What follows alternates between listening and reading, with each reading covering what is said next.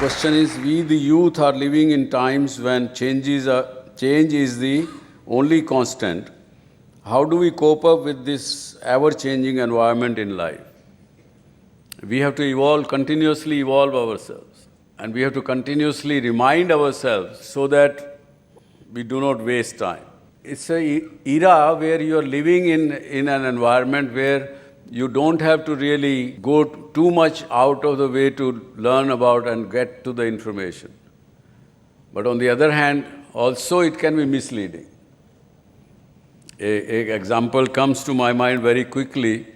My granddaughter was just about 2 months back. She came to me, Dada, मुझे लोकमान्य तिलक के ऊपर एक आर्टिकल लिखना है, स्कूल ने मुझे दिया। आप कुछ बता सकते हो मुझे उनके बारे में? 2-4-5 बातें जो मुझे पता थी बताई। मैंने कहा अच्छा, उसके बाद मैं और तुझे बताता हूँ, थोड़ा देर रुको, मैं 2-3 फ़ोन करता हूँ, पूछ के बताता हूँ। वो आधा घंटा में she came back to me, नहीं ज़रूरत नहीं है। क्या हो गया? मैंने इंटरनेट पे गूगल में देख लिया, Lokmanya Tilak was a militant Hindu leader. अब ये भी बातें हैं, बड़ी बड़ी भ्रांति हैं। सच्चाई को पहचानना आवश्यक है इस डिजिटल एज में भी। It's shocking, isn't it? But है, आप देखिए गूगल पे, उसको लॉग इन करिए। हालांकि मैंने ऑब्जेक्शन लॉन्च किया उनके साथ उसी दिन कि ये गलत लिखते हैं आप। He was a social reformer, we all know. और सबसे बड़ा दुश्मन करप्शन। मैंने ये बताया पिछले दिनों। आप यूँ अंदाज़ा लगाइए कि ये देश की जो इकॉनमी है, आप में से इकॉनमी के प्रोफेसर्स होंगे यहाँ, क्षमा चाहूँगा, आपसे पहले माफ़ी की याचना करते हुए कुछ बात कहूँगा। इकोनॉमिस्ट ने हमारे अंदर बड़े ऐसे धुंधले वातावरण बना दिया। इकोनॉमी नाम की चीज़ को आम आदमी समझता है कि ये मेरे मतलब की चीज़ नहीं है। मैंने कहा एक हमारे फाइनेंस मिनिस्टर साहब को, मैं कहा अगर इकोनॉमी के बारे में जानना है तो इस हिंदुस्तान की गृहिणी से पूछिए। उसको पता होता है कि किचन में 200 चीज़ें आनी हैं, कौन सी चीज़ कब ख़त्म होगी, कब उसको प्लान करना है, कब लाना है। उसको पता है कि उसका महीने में कितना पैसा उसको आमदनी है, उसके अनुसार वो अपना घर चलाती है। आप ये डेफिसिट की बात कहाँ से कर ले आते हो? जब आपको पता है कि मेरा इतना खर्चा है तो डेफिसिट क्यों? देखिए, इकोनॉमिस्ट ने इतना हवा बना दिया। तो मैंने इसको डीमिस्टिफाई किया। एक ऐसा समझिए, एक बिल्डिंग है और बिल्डिंग में एक तरफ से रेवेन्यू आ रहा है। रेवेन्यू को समझिए कि पानी के रूप में ले लीजिए। उस पानी को आप ऊपर पहुंचा रहे हैं उसके ऊपर वाली टंकी में, ताकि उस बिल्डिंग के सभी हिस्सों में पानी पहुंच सके। तो पहले तो जब ऊपर पानी जा रहा है तो 65 किस्म के अलग अलग टैक्स लगे हुए हैं, और वो व्यवस्था इतनी गली सड़ी है कि वो पाइप सब जगह लीक करते हैं।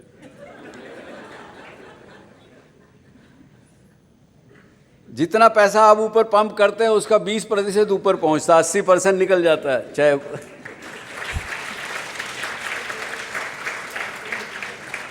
और जो ऊपर पहुंचा उसमें से सबसे ऊपर की मंजिल जो है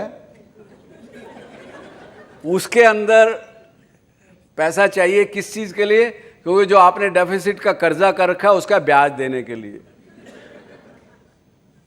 तो जो ऊपर पानी है उसका 23% उसमें निकल गया, पुराना कर्जा लिया हुआ ब्याज देने के लिए। उसके नीचे वाली मंजिल पे आए, उसमें सारे देश के जो ताम झाम है, ब्यूरोक्रेसी है, लोग है, मैनेजमेंट का खर्चा, उसमें 25% निकल गया। आधा तो निकल गया, प्रोडक्टिव नहीं हुआ कुछ भी अभी तक। फिर उसके बाद नीचे आता है कुछ ना कुछ इंफ्रास्ट्रक्चर के लिए और के लिए कुछ बचता ही नहीं है। तो आप इसको कॉम्प्लिकेट कर रहे हो लाइफ को कि जी इकोनॉमी ये होगा तो ऐसे करेंगे ऐसा। अरे क्या भाई, और फिर बोल रहे एफडीआई लाओ।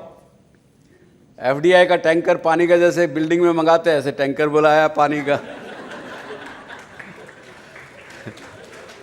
तो वो भी उसी नल से ऊपर पानी जा रहा है, वो भी लीक हो रहा है। और जो कॉमन आदमी है, गरीब आदमी, वो पानी के दूसरी तरफ ऐसे खड़ा हुआ बेचारा यूं करके।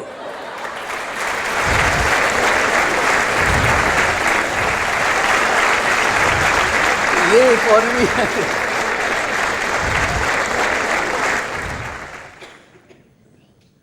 So this is what academic and entrepreneurial future do you see for us as students? मैं तो एक कहूँगा कि अगर आप अपने आप पर विश्वास करें, अपने आप पे भरोसा करें। एक फॉरेनर एक समय में हमारे साथ ट्रैवल कर रहा था ट्रेन से अपने देश में पिछले वर्ष। मैंने कहा हिंदुस्तान देखना तो मेरे साथ आओ, ट्रेन में चलो। बिहार की एक नॉर्मल ट्रेन में मैं उसको ले गया।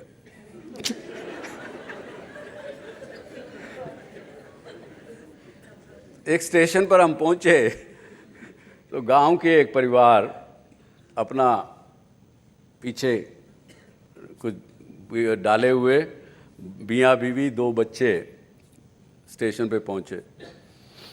अब वहाँ पे पता लगा कि साहब ट्रेन तो 4 घंटे लेट है। अब अगर आपको हमको पता लगे 4 घंटे ट्रेन लेट है तो क्या रिएक्शन होता है हमारा? ओ माय गॉड, ये this country will never progress. पता नहीं किस किस को गाली दे देंगे उतने 2, 4, 5 मिनट में। मेरा तो आगे ये प्रोग्राम था, मेरी मीटिंग थी, मेरा इंटरव्यू था, सब रह गया। सब परेशान हो जाते हैं हम लोग, अस्वस्थ हो जाते हैं। लेकिन उसको देखा, उस आदमी ने कहा अच्छा भैया 4 घंटा ट्रेन लेट है? हाँ। तो बोला लगाओ बिस्तर। पीछे से वो निकाला, उसको बिस्तर बिछाया। लल्लू की अम्मा खाना निकाल ले। घर से लाया हुआ खाना बैठ के खा रहे हैं और सो गए। 4 घंटे में ट्रेन आएगी, चले जाएंगे, कोई चिंता नहीं है। मैं कहा this is the real India. इसलिए लोग खुश हैं यहाँ। अब मंदिर में जाते हैं, वहाँ भगवान से प्रार्थना करते हैं कि जी ये मेरा काम हो जाए, मैं 50 रुपये का प्रसाद चढ़ाऊंगी। विश्वास करके आते हैं कि मेरा काम हो जाएगा, भगवान को कह दिया, और इनवेरिएबली वो काम हो जाता, क्योंकि आपके अंदर विश्वास था। वो विश्वास में बहुत बड़ी शक्ति है। इसको लाइटली ना लेके मैं ये कहूँगा स्टूडेंट से, अपने आप पे विश्वास रखिए, आप हमेशा कामयाब होगे। अपने अंदर अविश्वास कि मैं नहीं कर सकूंगी, मैं नहीं कर सकूंगा, मेरे अंदर क्षमता नहीं है, ऐसी भावना मत आने दीजिए। विश्वास जगाएंगे, आप कामयाब होंगे। तो इसके साथ ही I hope I was useful, and मेरे लिए मेमोरेबल डे, मेमोरेबल मूवमेंट रहेगा आज का दिन। बहुत धन्यवाद। जय हिंद, जय भारत।